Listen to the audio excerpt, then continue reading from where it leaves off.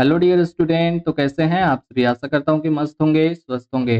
तो मैं नवीन आपका स्वागत करता हूं इस नए सेशन में, जो कि आपका सेकेंड चैप्टर का है। हिस्ट्री का सेकेंड चैप्टर का ये सेशन आपका चलने वाला है। कौन सा चैप्टर का? सेकेंड चैप्टर का। ओके, चैप्टर का नाम है आपका राजा, किसान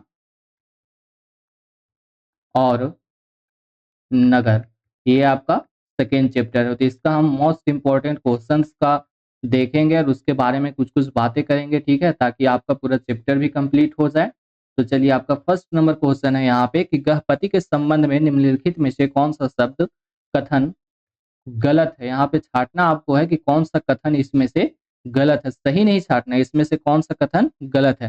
तो आपको सबसे पहले बता दें कि गृहपति कौन है। तो गृहपति आप जब बुक में पढ़िएगा तो गृहपति के बारे में बताया गया है, ये घर का मालिक और मुखिया है। ये क्या है?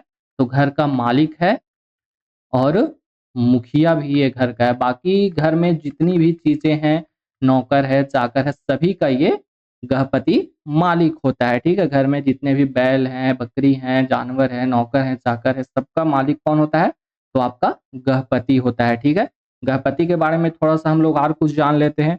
तो गृहपति का जो प्राचीन शब्द है, गृहपति एक क्या है? तो प्राचीन शब्द है। ठीक है, और ये कहाँ पे मिला है? तो ये बौद्ध साहित्य में आपको मिला है। बौद्ध साहित्य मतलब बौद्ध धर्म का जितने भी साहित्य लिखे गए हैं उसमें इसका कहीं ना कहीं उल्लेख मिलता है। ठीक है, तो इसमें आपको छांटना है कि कौन सा कथन गलत है। तो आपको इतने बारे में मैंने बताया कि कौन सा कथन उसमें गलत है। तो आपका ये जो है ऑप्शन नंबर है, ये आपका गलत है कि वे शहरी अभिजात वर्ग से संबंधित है। ये को ऑप्शन आपका गलत है। ठीक है, चलिए नेक्स्ट ऑप्शन हम लोग देखते हैं। नेक्स्ट क्वेश्चन क्या कहता है, नेक्स्ट क्वेश्चन की तरफ चलते हैं जल्दी से हम लोग। क्वेश्चन नंबर 2 आपका है कि खाली स्थान पत्थर, धातु या मिट्टी के बर्तन जैसे कठोर सतहों पर उत्कीर्ण लेख हैं। लेख मतलब क्या हुआ? लिखा गया कोई चीज। तो वैसा चीज पत्थर जो कि पत्थर, धातु या मिट्टी के बर्तनों पर कठोर सतहों पर लिखा जाता है। कठोर सतहों पर उत्कीर्ण करके, उत्कीर्ण करके मतलब हुआ कि खोद कर लिखा जाता है। ठीक है, तो ऐसा किसमें लिखा जाता है? आप सभी जानते हैं कि ऐसा शिलालेख में किया जाता है। ठीक है, शिलालेख में किसी भी चीज को खोद कर लिखा जाता है। मूर्ति के बारे में आप लोग जानते हैं कि मूर्ति एक अलग चीज है, वहां पे नाक नक्शा करके देख के बनाया जाता है। सुलेख मतलब होता है ओनली लिखना। और देखिए एक शब्द आया आपका पांडुलिपियों। पांडुलिपि किसको कहते हैं पता है? पांडुलिपि मान के चलिए कि ऐसा चीज है कि कोई भी बुक जब लिखा जाता है, तो बुक जब पब्लिश होता है ना, बुक का जब पब्लिकेशन होता है तो पब्लिश होने से पहले इसको पहले कहीं तो लिखा गया होगा ना। कि मान के चलिए एक कहानी है, एक एक राजा एक कहानी है, तो इसको सबसे पहले जिसका जो भी आदमी इसको लिखेगा वो एक छोटा सा कागज में, छोटा सा पेज में या एक कागज में इसको लिखेगा, तो इसी को पांडुलिपि कहते हैं। और जब ये बुक पब्लिश हो जाएगा तब वो बुक कहलाएगा। ठीक है, पब्लिश से पहले इसको क्या कहेंगे? तो पांडु लिपि कहेंगे। क्या कहेंगे? पांडु लिपि कहेंगे। ठीक है, चलिए नेक्स्ट क्वेश्चन हम लोग देखते हैं। क्वेश्चन नंबर 3 कि बाणभट्ट खाली स्थान के दरबारी कवि थे। इसमें आपको पूछा है कि बाणभट्ट के दरबारी कवि कौन थे। इसमें बाणभट्ट के दरबारी कवि के बारे में आपको बताना है। तो बाणभट्ट किसके दरबारी कवि थे? तो हर्षवर्धन के दरबारी कवि थे। इन्होंने कौन सा बुक लिखा था? अगर आपको मैं पूछूं कि बाणभट्ट में कौन सा बुक लिखा था, तो आपका लिखा था हर्ष चरित्र। हर्ष चरित्र किसकी रचना है? तो बाणभट्ट की रचना है। इसमें किसके बारे में बताया गया है? तो हर्षवर्धन के जीवन के बारे में बताया गया, जीवन के बारे में, तथा राज्यरोहण, राज्य कैसे कैसे चलता था उसके बारे में बताया गया। ओके, चलिए कुछ ऑप्शंस से भी हम देख लेते हैं कि अशोक का कौन दरबारी कवि है। तो अशोक के दरबारी कवि के बारे में कहीं भी किसी भी प्रकार का उल्लेख नहीं किया गया है। ठीक है, बिंबिसार का भी दरबारी कवि कोई नहीं है। लेकिन हाँ, इसका क्वेश्चन बहुत जगह पूछता है कि उसका चिकित्सक कौन था। दरबारी चिकित्सक, दरबारी चिकित्सक कौन था, ये आपको क्वेश्चन बहुत जगह पे पूछता है। तो इसका दरबारी चिकित्सक जो था ना, वो था जीवक। कौन था? तो जीवक था। ये क्वेश्चन बहुत बार पूछा है, आप इसको जरूर एक बार देख लेना। ओके, उसके बाद अगर आपको पूछे कि चंद्रगुप्त मौर्य का दरबारी कवि कौन था, तो चंद्रगुप्त मौर्य का भी दरबारी कवि कोई नहीं था। लेकिन हाँ, इसके समय में एक आया था राजदूत। राजदूत कौन होता है? जो कि दूसरे देश से या दूसरे राज्य से, यहाँ दूसरे राज्य से किसी भी राज्य में जाता है। इसका एक राजदूत इसके समय में आया था जिसका नाम था मेगास्थनीज। क्या नाम था? मेगास्थनीज नाम था, ठीक है। और इसने कौन सी बुक की रचना की थी? वो बुक थी इंडिका। क्या कौन सी बुक थी? इंडिका बुक थी, ठीक है। तो ये आपको पूछ सकता है, आप इसको एक बार देख लेना। ओके, चलिए नेक्स्ट हम लोग देखते हैं कि नेक्स्ट क्वेश्चन हमारा आखिर क्या कहता है। क्वेश्चन नंबर 4 है कि पतिवेदक का मतलब है, पतिवेदक जो शब्द है उसका मतलब क्या होता है? पतिवेदक शब्द का मतलब क्या होता है? लेखक होता है, रिपोर्टर होता है, नाई होता है, या मोची होता है? तो प्रतिवेदक शब्द का जो मतलब है वो होता है आपका रिपोर्टर। क्या होता है? रिपोर्टर होता है, ठीक है। चलिए इसमें कुछ वैसा है नहीं चर्चा करने के लिए, तो नेक्स्ट क्वेश्चन की तरफ हम लोग चलते हैं। नेक्स्ट क्वेश्चन आखिर क्या कहता है?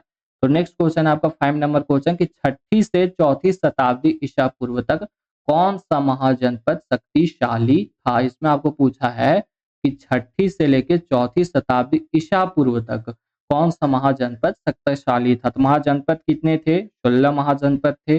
16 महाजनपद में सबसे शक्तिशाली महाजनपद कौन था? तो सबसे शक्तिशाली महाजनपद आपका मगध महाजनपद था। कौन सा महाजनपद था? तो वो मगध महाजनपद था, ठीक है। और अगर आपको पूछा जाए कि मगध महाजनपद का राजधानी कौन सा था, तो राजधानी सबसे पहले इसका था राजगीर। राजगीर जो हम लोग अभी कहते हैं उसका पुराना नाम था राजगृह। राजगृह था इसका, ये थी क्या उसको बोलते हैं, राजधानी था। और इसके बाद कौन राजधानी हुआ? इसके बाद राजधानी हुआ पाटलिपुत्र अर्थात पटना, इसके बाद इसकी राजधानी हुई। और अगर आपको पूछा जाए कि राजगृह का पुराना नाम क्या है, तो वो आपका है गिरिब्रज। गिरिब्रज भी इसको कहा जाता है। उसके बाद राजगाह भी कहा जाता है। राजगाह मतलब होता है कि राजाओं का घर, ऐसा इसमें लिखा गया है आपके एनसीईआरटी बुक में, ठीक है। उसके बाद अगर आपको हम पूछे कि ये जो आपका कुरु है, कुरु की राजधानी कहाँ है, तो कुरु की राजधानी आपका इंद्रप्रस्थ है। इंद्रप्रस्थ किसका पुराना नाम है? तो इंद्रप्रस्थ आपका दिल्ली का पुराना नाम है। किसका? तो दिल्ली का पुराना नाम इंद्रप्रस्थ है। उसके बाद चियान धारा, ये सब कोई भी मतलब है नहीं, पांचाल ये सभी कुछ है नहीं, ठीक है।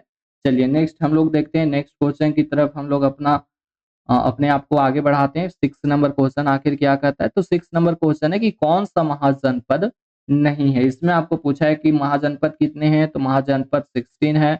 और 16 महाजनपद में ये आपको पूछा है कि कौन सा इसमें नहीं है। तो आपको पता है वत्स महाजनपद है, ये कौशाला नहीं है, कौशल है, कौशल है, ठीक है। थोड़ा मिस टाइप हो गया, तो ये कौशल महाजनपद है। पांचाल भी महाजनपद है। ये आपका अवध जो है ये किसी भी तरह का कोई भी महाजनपद नहीं है। तो इसका आंसर क्या होगा? तो ऑप्शन नंबर डी होगा, ठीक है। चलिए नेक्स्ट क्वेश्चन हम लोग चलते हैं। नेक्स्ट क्वेश्चन आखिर क्या कहता है हमें? क्वेश्चन नंबर 7 की तरफ चलते हैं, ठीक है।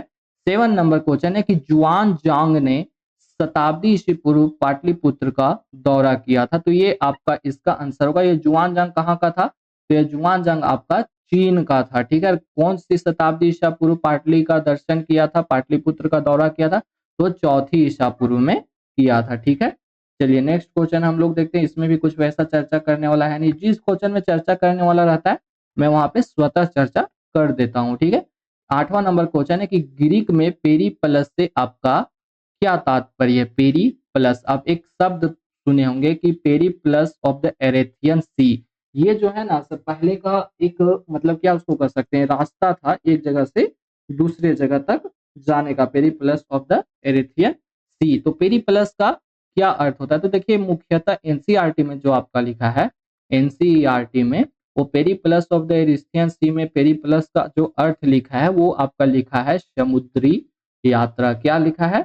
समुद्री यात्रा लिखा है। इसके अनुसार अगर हम देखें इस ऑप्शन में, तो इस ऑप्शन में नाव और जहाज जो है सो पेरीप्लस का अर्थ कहीं ना कहीं हमें देता है, ठीक है। चलिए अब नेक्स्ट क्वेश्चन हम लोग देखते हैं कि नेक्स्ट क्वेश्चन आखिर क्या करता है। 8 नंबर क्वेश्चन, 9 नंबर क्वेश्चन कि सुदर्शन झील कहाँ पे है? सुदर्शन झील के बारे में बताया गया। तो सबसे पहले तो आपको बता दें सुदर्शन झील कहाँ पे है? गुजरात में। अब चलिए इसके बारे में हम लोग कुछ जानकारी प्राप्त करते हैं कि सुदर्शन झील का निर्माण किसने करवाया था। तो अगर आपको मैं पूछूं कि सुदर्शन झील का निर्माण किसने करवाया था, तो वो करवाया था चंद्रगुप्त मौर्य के शासन काल में इसका निर्माण हुआ था। मौर्य काल का शासक चंद्रगुप्त मौर्य के शासन काल में इसका निर्माण हुआ था, ठीक है। लेकिन इसका कई बार जीर्णोद्धार हुआ है। जीर्णोद्धार मतलब हुआ कि कई बार इसको पुनः निर्मित किया गया है। तो एक अशोक के समय में इसका जीर्णोद्धार हुआ है। अशोक के समय में है सो इसमें है सो नहर बनाया गया था। नहर क्यों? सिंचाई के लिए नहर बनाया गया था, ठीक है। उसके बाद एक बार फिर से रुद्र दामन के टाइम में रुद्र दामन के समय में इसका जीर्णोद्धार हुआ है प्रथम बार, मतलब फर्स्ट बार इसको रिकंस्ट्रक्ट किया गया था, ठीक है। उसके बाद लास्ट बार इसको रिकंस्ट्रक्ट किया था अंतिम बार स्कंदगुप्त ने। किसने किया था? तो स्कंदगुप्त ने। गुप्त काल का एक शासक है स्कंदगुप्त, उसने इसको लास्ट बार जीर्णोद्धार किया था, ठीक है। चलिए अब हम लोग नेक्स्ट क्वेश्चन देखते हैं, क्वेश्चन नंबर 10। आज का लास्ट सेशन का इस लास्ट क्वेश्चन है आपका। उसके बाद नेक्स्ट सेशन आपको 11 से 20 तक का क्वेश्चन नेक्स्ट क्लास में मिलेगा, ठीक है। तो 10 नंबर क्वेश्चन है कि मध्य एवं दक्षिण